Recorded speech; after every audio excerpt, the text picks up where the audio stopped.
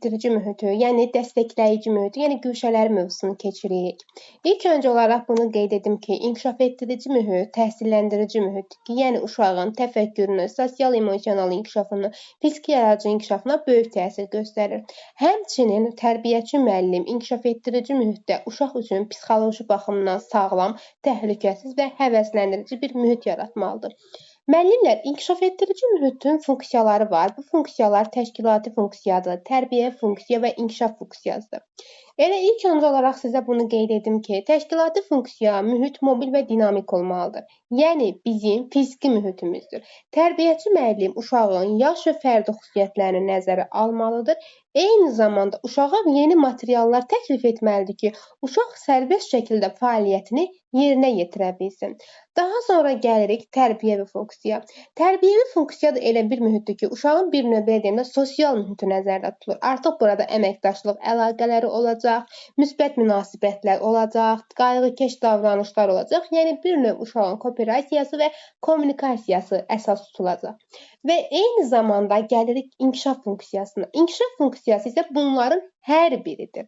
Yəni fəaliyyətin sadədən mürəkkəbə doğru davamlı şəkildə inkişafıdır. İndi sizə belə bir məsəl çəkəcəm. Məsəl üçün, mən güşələrdə gəlincik güşəsini yerləşdirmişəm. Artıq bu mənim təşkilati funksiyamdır. Yəni mənim fiziki mühitimdir. Mən artıq belə deyim də otaqda müxtəlif gəlincikləri yerləşdirmişəm. Artıq başlayıram sizə gəlincik haqqında ilk cins söhbət aparıram, tərbiyəvi söhbətlər aparıram. Bu artıq mənim tərbiyəvi funksiyamdır. Artıq həm təşkilati funksiyanı, həm tərbiyəvi funksiyanı yerinə yetirirəmsə, bu artıq mənim inkişaf funksiyamdır. Baxın, sadə dildə bunun izahı budur. Daha sonra gəlirik müəllimlər. Məktəbəqədər təhsil müəssisəsində təşkil edilən inkişaf etdirici mühit. İnkişaf etdirici mühit ilk öncə onu deyim ki, təhsilləndirici mühitin bir hissəsidir. İnkişaf etdirici mühit isə özü iki qrupa bölünür. Daxili inkişaf etdirici mühit və xarici inkişaf etdirici mühit. Daxili inkişaf etdirici mühit müəssisənin daxilində olan fəaliyyətləri nəzərdə tutur. Xarici inkişaf etdirici mühit isə müəssisənin daxilində imkan olmayan bizə artıq imkanları tətbiq edir.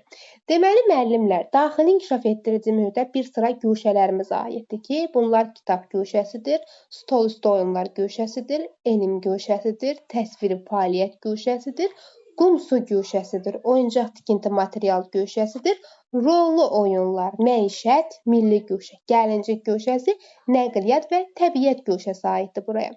Bunu sizə qeyd edim ki, müəllimlər, fəaliyyət mərkəzləri bir-birlərindən ayrı təşkil edilir və bu materiallar həm tərbiyəçi müəllim tərəfindən hazırlana bilər, həm valideyn tərəfindən hazırlana bilər, həm də ki, uşaq tərəfindən hazırlanır. Yəni necə? Bir növ artıq burada valideyn, tərbiyəçi müəllim və uşaqlar əməkdaşlıq şəklində fəaliyyəti yerinə yetirirlər. Daxili inkişaf etdirici mühitdə, məsəl üçün, təbii ki, bu materialların hər biri güşələrdə qoyulacaq. Artıq, məsəl üçün, mən oyuncaq kitablardan istifadə edə bilərəm, mətbəxə aid qablar istifadə edə bilərəm. Təbii ki, təsviri fəaliyyət güşəsi yaradacamsa, mən deməli, orada hər hansı bir fırçadan, boyadan istifadə edəcəm. Stol üstü oyunlar güşəsində mən artıq dominodan, latodan istifadə edəcəm. Yəni ki, fəaliyyət mərkəzlərinin hər birinə uyğun materiallarla təchiz olunacaq. Və eyni zamanda müəllimlər bunu qeyd edim ki, materiallar uşaqların əli çatılan vəziyyətdə qoyulmalıdır ki, hər bir uşaq materialı müstəqil şəkildə özü davrana bilsin və eyni zamanda fəaliyyət mərkəzlərini uşaq özləri seçməlidir. Yəni, hətta keçən il 2025-ci ilin qəbulunda da düşmüşdü ki, məsəl üçün, fəaliyyət mərkəzləri elə təşkil olunmalıdır ki, tərbiyəçi müəllim uşağı 30-dursun. Yəni, hansı fəaliyyət güşəsində istəyirsə, bölsün 30-dursun. Amma lakin belə bir şey yoxdur. Uşaq özü fəaliyyət mərkəzini seçir və istədiyi güşədə özü vaxt keçirə bilər. Və eyni zamanda bunu da qeyd edim ki, artıq uşaqlar güşədə bir yerdə olduqda bunların əməkdaşlıq əlaqələri də inkişaf etmiş olacaq. Daha sonra müəllimlər gəlir xarici inkişaf etdirici mühit isə xarici inkişaf etdirici mühit bağçanın həyatyanı sahəsidir. Yəni müəssisənin daxilində olmayan imkanları artıq bizə xaricdə tətbiq edir. Və eyni zamanda uşaqlar artıq axtarırlar, araşdırırlar, öyrənməyə maraqlı olurlar, nə isə kəşf edirlər. Bu onların daxili mühitidir. və eyni zamanda daxili mühit sayəsində uşaqlar ətraf aləmi kəşf edir. Və bunu da qeyd edim ki, istər əgər uşağın daxili mühiti və yaxud xarici mühiti təbii ki, təlimin bütün aspektlərini təmin edir. Yəni necə? Biz bilirik ki, uşağı inkişaf etdirərkən 4 inkişaf sahəsi üzrə inkişaf etdirməliyik. Yəni bunu qeyd edim ki, müəllimlər, həm uşağın fiziki inkişafı olmalıdır, həm uşağın idraki inkişaf etməlidir, həm onun estetik yaradıcı, fizioloji, belə deyim də, xüsusiyyətləri inkişaf etməlidir. Eyni zamanda sosiallığı inkişaf etməlidir. Yəni bunlar hər biri həm daxili, həm də xarici mühitdə tətbiq olunan imkanlardır. Və eyni zamanda məktəbəqədər təhsil müəssisəsində komponentlər var ki, bu komponentlər qəbula düşən ən mühüm suallardan biridir. Bunu qeyd edim ki, fiziki mühitdir, zaman mühitidir və sosial mühitdir. Fiziki mühit bayaq dediyim kimi otağın tərkibidir, yəni daxilidir. Məsəl üçün, otaqda qoyduğum materiallardır. Artıq eyni dizaynıdır, fəaliyyətidir. Məsəl üçün, siz necə biləsiniz? Deyirəm ki, tutaq ki, fəaliyyət mərkəzində mən məsəl üçün keçirəm sujetli rollu oyunlar guşəsində. Artıq bütün məsəl üçün orada nədən istifadə edəcəksinizsə, o guşələr uşağın əli çatılan vəziyyətdə yerləşdirməlidir ki, otaq estetik və cəlbedici olsun. Zaman mühiti isə uşağın gün ərzində fəaliyyətlərinin müddəti və ardıcılığıdır. Yəni biz bilirik ki, uşağın gün ərzində 2 qəbul var. Bir günün birinci yarısında olan qəbulları və günün ikinci yarısında olan qəbulları. Bu artıq onun zaman mühitidir. Sosial mühit isə onun yoldaşlarıdır, valideynləridir, müəllimləridir və digər şəxslərlə olan ünsiyyətidir. Daha sonra gəlirik dəstəkləyici mühitə müəllimlər. Dəstəkləyici mühitdə uşaqların müstəqilliyinə imkan yaradan əsas mühitdir ki, adından da göründüyü kimi dəstəkləyici mühit uşağı stimullaşdırır, fəaliyyətinin irəli getməsinə kömək edir. Dəstəkləyici mühitin ən böyük özəlliyi nə ola bilər deyə mənə sual verə bilərsiniz. Sizə deyə bilərəm ki, tərbiyəçi müəllimin uşaqla olan əməkdaşlığıdır. Yəni mən bir müəllim olaraq uşağa onun yekun nəticələrinə köklənməli deyiləm. Mən artıq onun irəli getməsinə, ona stimul verməliyəm, onu dəstəkləməliyəm ki, o fəaliyyətində irəli getsin. Dəstəkləyici mühit mən uşağa çətinliklərdən qorxmamağa, müxtəlif yanaşmalardan istifadə etməyə, özünü yetərincə çevik hiss etməyə, özünü qrupda inamlı hiss etməyə və eyni zamanda artıq digər müəllimlərlə birlikdə kollektivdə işləməsini bir rol kimi ona göstərmiş oluram. Fəaliyyət mərkəzlərində qurarkən bir sıra qaydaları nəzərə almalıyıq ki, ilk öncə olaraq elə uşağın marağıdır və inkişaf ehtiyacıdır. Daha sonra isə məktəbəqədər təhsil müəssisəsində mövcud olan resursları nəzərə almalıyıq. Biz bunları nəzərə alaraq guşələrin hər birini tətbiq şəklində həyata keçirmiş oluruq. Elə ilk öncə olaraq başlayaq tikinti guşəsindən. Tikinti guşəsi budur ki, müəllimlər. Bu guşədə təbii ki, konstruktorlar olacaq, bir tikmə olacaq, bir quruma olacaq. Yəni bunun əhəmiyyəti ondan ibarətdir ki, konstruktoru biz istənilən yerə rahatlıqla hərəkət etdirə bilərik və eyni zamanda artıq belə deyim də, müəllim uşaqlara bir növ dəstək göstərməlidir burada, yəni onların fəaliyyətinə. Uşaq ola bilər yarım qrup şəklində, ola bilər fərdi şəkildə fəaliyyətlərini təşkil edə bilər. Və eyni zamanda tikinti guşəsi elə olmalıdır ki, o uşağın diqqətini cəlb etsin. Məsəl üçün, biz elə ilk öncə nəzərə almalı olduğumuz xüsusiyyət guşələrdə odur ki, uşağın yaşına uyğundurmu? Bunu nəzərə alaraq biz guşəni təşkil etməliyik. Məsəl üçün, ola bilər ki, ilin fəaliyyətin başlanğıcında artıq uşağın heç bir məlumatı yoxdur və bütün materialları dərhal yayır. Xeyr, bu dərhal yayılmamalıdır. Yəni, materialları azalda bilərik, dəyişdirə bilərik, əlavə edə bilərik və eyni zamanda bu guşədə tərbiyəçi müəllimlə uşaq təbii ki, daima qarşılıqlı şəkildə əlaqədə olmalıdır.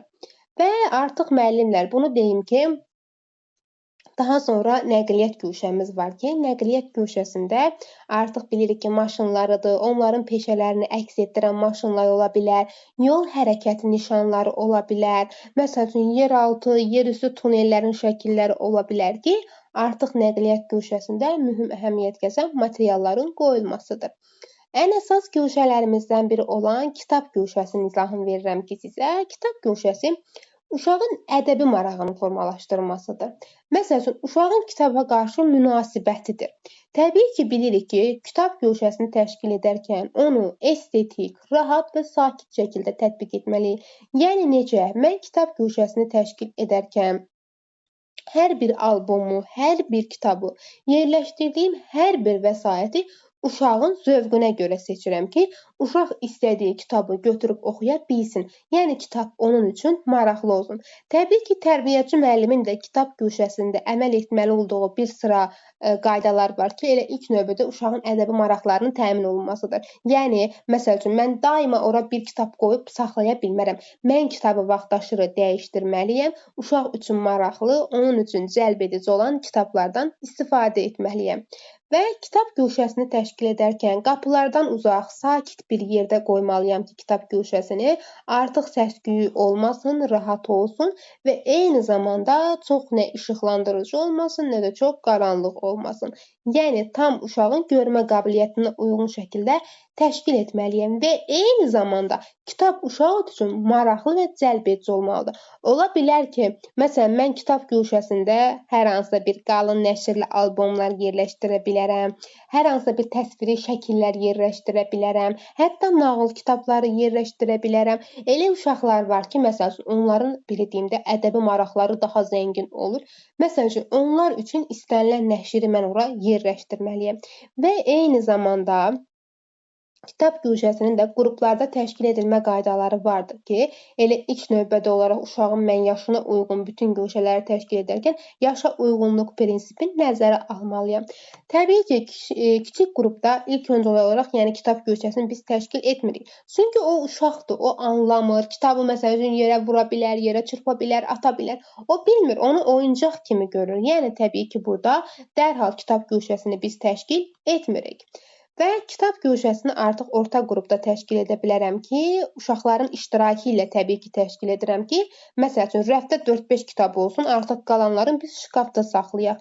Daha sonra böyük və məktəbə hazırlıq qrupu var ki, artıq burada mən 10-12 kitabdan istifadə edirəm. Yəni ki, 10-12 kitabın qoyulması artıq burada şərtdir, çünki böyük qrupdur. Və eyni zamanda nağıllar qoyuram, daha sonra uşağın şəxsiyyətin inkişafına yönəldilmiş nağıllar qoyuram, yaşadığı ölkənin tarixi haqqında nağıllar qoyuram ki, yəni uşağa maraqlı olan şeylər olsun, uşağın diqqətini cəlb etsin. Və eyni zamanda bu kitablar artıq bilirikdə uşaqların məsəl üçün idrakını inkişaf etdirdiyi üçün onların dünya görüşlərini, onların məsəl üçün kitab haqqında ilkin təsəvvürlərinin formalaşmasında təbii ki, böyük rol oynayır və eyni zamanda artıq orada yumor hissi yaradan, məsəl üçün kitablardan istifadə etmək olar ki, uşaqlar üçün maraqlı olsun. Hətta uşaq evdən gətirdiyi kitabı da məsəl üçün kitab guşəsində yerləşdirə bilər. Və müəllimlər, bunu deyim ki, sizə kitabın guşədə qalma müddəti də var ki, amma mən daima artıq o kitabları orada saxlaya bilmərəm. Kitabın orada qalma müddəti 2 ay və 2 ay yarımdır. Əgər ola bilər ki, uşağın artıq 2 aydan və 2 aydan yarımdan artıq da olan kitaba marağı itmişsə, təbii ki, mən artıq kitabı heç o müddəti gözləmirəm. Kitabı rəfdən götürürəm, yəni kitabı dəyişdirirəm. Və eyni zamanda yazıçılar ola bilər ki, onların səhnəcikləri ola bilər və yaxud belə deyim də, onlar məsəl üçün, hər hansı bir səhnəcik göstərərkən həmin o iş formalarında təşkil olunmuş kitablar ola bilər ki, mən o kitabları qoya bilərəm ki, sərgidə qalsın. Sərginin də təbii ki, yenə uşağın marağına uyğun şəkildə tətbiq edib, təbii ki, sərgidə artıq 3 gündən artıq davam edəməz, çünki uşağın ona olan marağı itmiş olur, yəni marağı sönmüş olur. Eyni zamanda burada əsas açar söz kimi yadınızda saxlayın ki, uşağın ədəbi maraqlarının təmin olunması kitab guşəsinin əsas açar sözüdür. Daha sonra gəlirik təsviri fəaliyyət guşəsinə. Təsviri fəaliyyət guşəsi də uşaq üçün ən maraqlı olan guşələrdən biridir, çünki uşağın estetik zövqünü inkişaf etdirir. Yəni estetik zövqünün marağının formalaşdırmasıdır. Baxın, 2 açar söz var. Bu açar sözləri əsla qarışdırmayın. Bir kitab guşəsində, bir də təsviri fəaliyyət guşəsində. Kitab guşəsində uşağın ədəbi maraqlarına olan tələbatının formalaşdırılmasıdır. Təsviri fəaliyyət guşəsində ətraf gerçəkliyin estetik tərəfinə olan marağıdır. Artıq estetik görsəniz, gedirsiniz heç düşünmədən birbaşa təsviri fəaliyyət guşəsini götürürsünüz. Təsviri fəaliyyət guşəsini də götürərkən mən nədən istifadə edə bilərəm? Əsas məqsədim təbii ki, burada uşağın estetik maraqlarını tərbiyə etməkdir. Mən artıq burada fırçadan istifadə edəcəm, boyadan istifadə edəcəm, mumdan, akvareldən, qumdan, məsələn, hər hansı bir cızma üzərində nələrdənsə istifadə edəcəm ki, uşaq üçün maraqlı olsun təbii ki. Və eyni zamanda materialın rəngini seçə bilərəm, dəyişdirə bilərəm. Əsas məqam götürürsünüz testlərdə təsviri fəaliyyət guşəsi uşağın kiçik motorikasının, yəni əl barmaqlarının inkişaf etdirilməsidir. Və eyni zamanda təsviri fəaliyyət guşəsində uşaq alətlərlə diqqətli olmağı öyrənir. Yəni ondan istifadə etməyi öyrənir. Deməli, müəllimlər, qələm var, fırça var. Artıq bunlar haqqında onlar müəyyən davranışlara yiyələnmiş olurlar ki, yəni istifadə bacarığını bilirlər. Məsəl üçün, uşaq əşyalardan istifadə edir, kəsib yapışdırma edir və kəsib yapışdırma edərkən onun, məsələn, estetik marağının oyanmış olması əsas şərtlərdən biridir. Ola bilər ki, təsviri fəaliyyət guşəsi zamanı müəllim, yəni uşaqda bir neçə, belə deyim də, artıq resurslar verilə bilər ki, həmin o resurslar fırçalardır, rəngli karandaşlardır, plastilinlərdir, gildən istifadə edə bilərik, məsəl üçün qumdan istifadə edə bilərik, plamasterdan istifadə edə bilərik, mum, akvareldən istifadə edə rəngli təbaşirlər olur. Ondan istifadə edə bilərik. Üzü, məsələn, küt qayçı olur da, o bilirsiniz necə qayçılar, məsələn, uşağın deyəndə yaralamayan qayçılar. Onlardan istifadə edə bilərik. Daha sonra borulardan, köpüklərdən istifadə edə bilərik, süngərlərdən istifadə edə bilərik ki, uşaq təsviri fəaliyyət guşəsində müəyyən resurslarla əhatələnmiş olsun. Təbiət guşəsi. Təbiət guşəsi isə təbiət guşəsi otağın, belə deyim də, bəzəyi olan müəyyən eksperimentlərin aparılmasıdır. Təbiət guşəsi ilə, məsəl üçün, elm guşəsinin fərqi var. İndi inşallah elm guşəsinə keçim, orada sizə onun fərqini izah eləyəcəm. Təbiət guşəsində odur ki, məsəl üçün, mən təbiət haqqında belə deyirəm də, öyrənirəm, kəşf edirəm, maraqlanıram, mənim idrakım inkişaf etmiş olur və eyni zamanda mənim estetik zövqüm formalaşmış olur. Mən eyni zamanda, bax, məsələn, təbiət guşəsində vaxt keçirirəm. Gedirəm, bu mənim praktik əhəmiyyətim, yəni, belə deyim, təbiət əməyimi formalaşdırmış olur. Məndə təbiətə qarşı hisslər formalaşdırır, qayğıkeş münasibət göstərirəm. Məsələn, bitkiləri sulayıram, onları heç incitmədən onları sulayıram və eyni zamanda bunu deyim ki, təbiət guşəsi hər bir qrupda əsas olan guşələrdir ki, bütün qruplarda təşkil edilir və eyni zamanda bunu təşkil edərkən uşağın yaş xüsusiyyətlərinin nəzərə alınması əsas qaydalardan biridir. Və daha sonra gələn müəllimlər, orta qrupda da məsəl üçün çiçəkli bitkilər yerləşdirilə bilər ki, burada məsələn uşaq 2-3 bitkinin adını bilməli, çünki körpədirlər də. Yəni onlara qayğı göstərirlər. Artıq mən gedirəm o böyük qrupda müxtəlif yarpaqları böyük olan bitkilərdən istifadə edirəm ki, mən burada da 5-6 dənə bitki yerləşdirə bilərəm. Eyni zamanda uşağın burada 4-5 bitkinin adını verməsi yetərlidir və eyni zamanda uşağa bitkinin necə suvarılacağını öyrədirəm. Daha sonra məktəbə hazırlıq qrupunda bitkilərin böyüdülməsidir, inkişafıdır, müşahidə edilməsidir ki, əsas məqamlardan biridir. Artıq burada uşağa təbiət guşəsində 6-7 növ bitki ilə onu əhatə edirəm ki, artıq müstəqil şəkildə özü təbiət guşəsində elmi eksperimentlər apara bilir. Yəni, bitkinin adını bilir, onu sulaya bilir. Daha sonra gəlirik hava təqviminə. Təbiət guşəsində hava təqvimi var ki, bu hava təqvimi, belə deyim də, hər qrupda mütləq şəkildə olmalıdır. Yəni, uşaqlar havanı bilməlidir. Biz bilirik ki, ətraf aləmlə tanışlıq məşğələsini keçəndə inşallah ətraf aləmlə tanışlıq məşğələsində uşağın əsas məqsədi elə hava haqqında öyrənməsidir. Daha sonra müəllimlər, təbii hava guşəsində, məsəl üçün, ola bilər ki, heyvandır, quşdur və yaxud digər canlıların şəkilləri təsvir oluna bilər ki, həmin onları əks etdirən albomlardan istifadə edə bilərik və eyni zamanda əl işlərindən də istifadə edə bilərik ki, bu əl işləri əsasdır. Biz bilirik ki, təbiət guşəsində növbətçilik bacarığı mütləq şəkildə olmalıdır, çünki uşaqlar birlikdə işlər və birlikdə işlədikləri zamanda onlardan növbətçilik bacarıqlarının formalaşması əsas qaydalardan biridir. Və gəldik əsas guşəmiz olan elm guşəsi. Bilirik ki, məsəl üçün, uşaqlar öyrənməyə, axtarmağa, tədqiqatçılıq aparmağa meyilli olurlar. Yəni, bu onların təbiətin əsas xülasələrindən biridir. Elə buna görə də uşağın ən yaxşı öyrənib araşdırmağa can atdığı guşə elm guşəsidir. Elm güşəsində uşaqların ilk öncə olaraq belə deyim, sensor təcrübəsi inkişaf edir. Toxunma həssaslığı inkişaf edir. Uşağın elementar riyazi təsəvvürləri inkişaf edir. Artıq o dadı bilir, qoxunu bilir, müqayisə edə bilir, sintez apara bilir, özü tədqiqat aparaq nəticə çıxara bilir, öz təcrübələrini zənginləşdirir və eyni zamanda sadə riyazi təsəvvürlər formalaşır uşaqda elm güşəsində.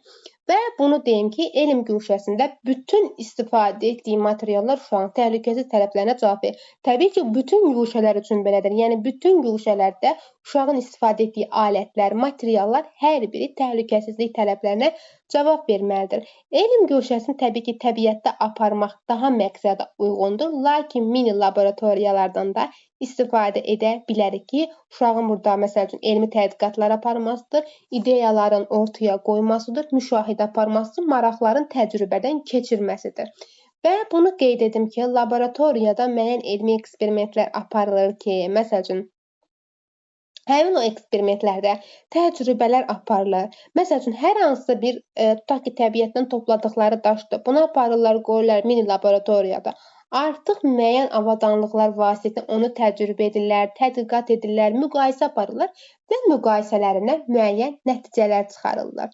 Və eyni zamanda bunu qeyd edim ki, müəllimlər, məsəl üçün, biz elmi eksperiment apararkən bir neçə materiallardan deyil, bir çox materiallardan istifadə edirik ki, su ilə eksperiment apara bilirik, hava ilə apara bilirik, rənglə apara bilirik. Müəyyən, məsəl üçün, tibbi materiallar var ki, onlar hansı ki, spreçlərdir, daha sonra, məsəl üçün, istifadə olunan müəyyən plastik kartonlardır, bunlar vasitəsilə apara bilərik. Daha sonra mikroskop əsasdır, yəni, təbii ki, tədqiqatda müəyyən olunmuş qaydada təşkil olunur və eyni zamanda güzgülərdən istifadə edə bilərik, kompaslardan istifadə edə bilərik ki, uşağın, məsəl üçün, bu eksperimentləri apararkən bir çox şeylərlə apara bilər ki, bu mini laboratoriyada həyata keçirir. Və sizə əsas qaydanı deyirəm, müəllimlər. Deməli, elm güşəsi ilə təbiət güşəsinin əsas fərqi odur ki, qəbulu da düşmüşdü bir dəfə sual səhv eləmirəmsə, 2023-ün qəbulunda şəkil qoymuşdular, toxumun cücərilməsi idi. Əgər siz şəkildə toxumun cücərilməsi görsəniz, məsəl üçün, hər hansı bir eksperiment aparılsa üzərində, bunu götürürsünüz elm güşəsinə. Yox, artıq bitki böyüyüb. Bitki böyüyübsə, siz onu götürürsünüz təbiət güşəsinə. Yəni necə? Bax, qoyacaq sizə bir dənə toxumun cücərdilmiş halın. Daha sonra qoyacaq onun biraz daha böyümüş halın. Biraz daha da böyümüş halını qoyacaq. Bu artıq əlində də böyük, yəni hər hansı bir böyücü şüşədən istifadə edirsə, təbii ki, siz bunu avtomatik olaraq götürürsünüz elm güşəsinə. Yox, artıq bitkinin yerləşdirib güşənin bir hissəsində, yəni bir hissəsində yerləşdiribsə, bitki böyüyübsə, bunu artıq gedib götürürsünüz təbiət güşəsində. Bunu testlərdə ayırmağın əsas yolu budur. Əgər bir elmi eksperiment görsəz, siz birbaşa onu gedib götürməlisiniz elm güşəsinə. Bunu unutmayın. Daha sonra gəlirik müəllimlər, əl əməyi güşəsi. Əl əməyi güşəsi uşağın konstruktiv bacarıqlarını inkişaf edir ki, uşağın bir növ maraqlarının təmin olunmasıdır. Yəni necə? Məsəl üçün, əl əməyi güşəsində uşaq istədiyi hər hansı bir şeyi düzəldə bilər, yarada bilər. Bu onun üçün daha maraqlı gəlir, uşaq üçün daha cəlb edici. Və eyni zamanda əl əməyi güşəsində alətlərlə, məsəl üçün, tanış olur uşaq, bütün alətlərlə də belə deyim. Hətta bəzi alətlər var ki, uşaq onun üzərində işləyir. Həmin alətlərlə işləyərkən diqqətli olmağı öyrənir və eyni zamanda həmin alətlər elə yerləşdirməlidir ki, uşağın əli çatan vəziyyətdə olsun, uşağın yaşına uyğun olsun, estetik, maraqlı olsun. Yox, yəni gedib hər hansı bir kəsici alətləri mən əl əməyi güşəsi deyə ora qoya bilmərəm. Daha sonra stolüstü oyunlar güşəsi. Stolüstü oyunlar güşəsi də məktəbə qədər müəssisədə ən çox tətbiq olunan fəaliyyət növləridir ki, stolüstü oyunlar güşəsi. Məsəl üçün, ətraf aləm vasitəsilə daha çox, belə deyim də, sual versəniz ki, məsəl üçün, müəllimə, uşaq ətraf aləmi daha çox qavrayır stolüstü oyunlar güşəsində, deyərəm ki, bəli, qavrayır. Çünki düzəltdiyimiz hər hansısa bir latomu deyim və yaxud hər hansısa bir stolüstü oyunu deyim, uşağın ətraf aləm haqqında marağının təmin olunmasıdır. Yəni, onun idrakının bir növ oyanmasıdır. Bax, biz latolardan istifadə edə bilərik, bulmacalardan istifadə edə bilərik, dominolardan istifadə edə bilərik. Şəkilli kartlar olur ki, hansı ki, stolun guşəsində daha çox tətbiq olunur və mozaikadan istifadə edə bilərik. Əşyalı dominolar olur, onlardan istifadə edə bilərik ki, uşağın idraki fəaliyyətlərinin oyanmasına kömək edir. Və eyni zamanda bunu deyim ki, müəllimlər sizə, artıq bu guşədə uşaq müqayisə apara bilir. Eyni zamanda ardıcıl və geri saya bilir. Daha sonra bu guşədə uşağın kiçik motorikası, uşağın psixi proseslərdən diqqəti inkişaf edir, təfəkkürü inkişaf edir və eyni zamanda uşağın əlləri işdə olduğu üçün daima onun kiçik motor bacarıqları inkişaf etmiş olur. Bax, belə deyim də bir növ sizə, stolüstü oyunlar guşəsi uşağın idrakının oyanmasında əsasdır. Çünki uşaq artıq müqayisə edə bilir, təsnifat apara bilir, ümumiləşdirmə apara bilir. Yəni, iki eyni şeyin fərqini görə bilir. Daha sonra müəllimlər gəldik ki, riyaziyyat guşəsi. Riyaziyyat guşəsi uşaq üçün xüsusi ayrılan bir yerdir ki, bu qruplardan, məsəl üçün, riyaziyyat guşəsi kiçik qruplarda təbii ki, biz bunu dərhal təşkil etmirik. Çünki həmin dövrdə uşağın körpələr qrupunda idraki yoxdur, əşyavi manipulyativ fəaliyyətdir və eyni zamanda burada sensomotor zonalar təşkil edir ki, yəni uşağın toxunub, hiss edərək öyrənməsidir. Yəni, uşaq kiçik əşyalarla tanış ola bilər, kiçik avadanlıqlar ola bilər, onun kiçik motorikasını inkişaf etdirən oyunlar olar və eyni zamanda onun idrakını inkişaf etdirən oyunlar ola bilər ki, riyaziyyat guşəsində bu onun marağını artırsın. Riyaziyyat guşəsi 4 yaşdan yuxarı qruplarda təşkil olunur ki, yəni bayaq dediyim kimi 1-ci və 2-ci körpələr qrupunda riyaziyyat guşəsi yoxdur. Və eyni zamanda riyaziyyat guşəsində tərbiyəçi müəllim uşağın marağına uyğunlaşdırmalıdır ki, məsəl üçün, mən necə fəaliyyət şəklində dizayn edə bilərəm ki, uşağın marağı olsun və eyni zamanda məktəbəqədər təhsil müəssisəsində uşağın inkişafına qoyulan əsas tələb riyaziyyat guşəsinin həyata keçirilməsidir. Daha sonra müəllimlər gəldik gəlincik guşəsinə. Gəlincik guşəsi desəniz ki, uşağın sosial-psixoloji inkişafında deyərəm əsas rol oynayır. Niyə? Çünki oyuncaq vasitəsilə uşaq həyatı dərk edir. Onun idraki formalaşmış olur və eyni zamanda gəlincik guşəsi uşağın emosional və fiziki inkişafında əsas aspektlərdən, əsas göstəricilərdən biridir. Çünki uşaq cinsindən asılı olmayaraq oyuncaqla oynayır, başlayır bir növ belə deyim də ona qayğı göstərməyə. Artıq uşaq həyatı dərk etməyə başlayır, təbii ki, bəli. Oyuncaq uşağın həyatı dərk etməsində əsas rol oynayır və eyni zamanda oyuncaqlar vasitəsilə uşağın təxəyyülü inkişaf edir, onun yaradıcılığı formalaşır. Məsəl üçün, hər hansısa bir oyun oynayarkən uşaqda müəyyən təxəyyül inkişaf etmiş olur. Yəni, öz təxəyyülünü canlandırır. Bu artıq gəlincik guşəsinin həyata keçirilməsidir ki, uşağın idrakının, təxəyyülünün inkişaf etdirilməsidir. Gəlincik guşəsində biz hətta ən gözəl desən ki, cinsi ayrı stereotiplərin öyrədilməsi deyərəm ki, gəlincik guşəsi. Çünki gəlincik guşəsi həm uşağın nitqini inkişaf edir, həm də onun kiçik motorikasını inkişaf edir, eyni zamanda təxəyyülünü, diqqətini, hafizəsini və nitqini inkişaf etdirmiş olur. Gəlincik məsəl üçün, belə deyim də, uşaqlara gəlincikləri seçərkən bir sıra diqqət etməli məqamlar odur ki, məsəl üçün, ola bilər gəlinciyin kəskin küncləri olsun, amma bu olmamalıdır. Gəlinciyin görünüşü uşağın marağına uyğun olmalıdır ki, estetik olsun, amma çox qorxunc olmamalıdır. Əsla belə oyuncaqlardan istifadə etməli deyilik. Bəzən, məsəl üçün, uşaqlar oynadıqları labubu, o mənə çox belə qəribə enteresan gəlir, çünki uşaq üçün qorxulu bir oyuncaqdır. Mən şəxsən o oyuncaqdan ürpənirəm. Kəskin küncləri olan oyuncaqlar var ki, onların hissələri çox olmalıdır. Çünki uşaq yıxıla bilər və onun hər hansı bir hissəsinə bata bilər. Saçları möhkəm olmalıdır, daranan olmalıdır, yumşaq və ekoloji materiallardan hazırlanmalıdır. Gəlinciyin hər mövsümə uyğun geyimləri olmalıdır. Sizə bayaq qeyd etmişdim ki, gəlinciklər cinsi, irqi stereotiplərin öyrədilməsində əsas göstəricilərdən biridir. Bəli, çünki gəlinciklər vasitəsilə uşaq, məsəl üçün, qız uşağı gəlincik kuklanı seçə bilir, oğlan uşağı pilotu seçə bilir, maşını seçə bilər. Təbii ki, gəlincik guşəsində əsas tələblərdən biridir. Müəllimlər, guşələrimiz də bu qədər. Guşələr haqqında suallarınız var.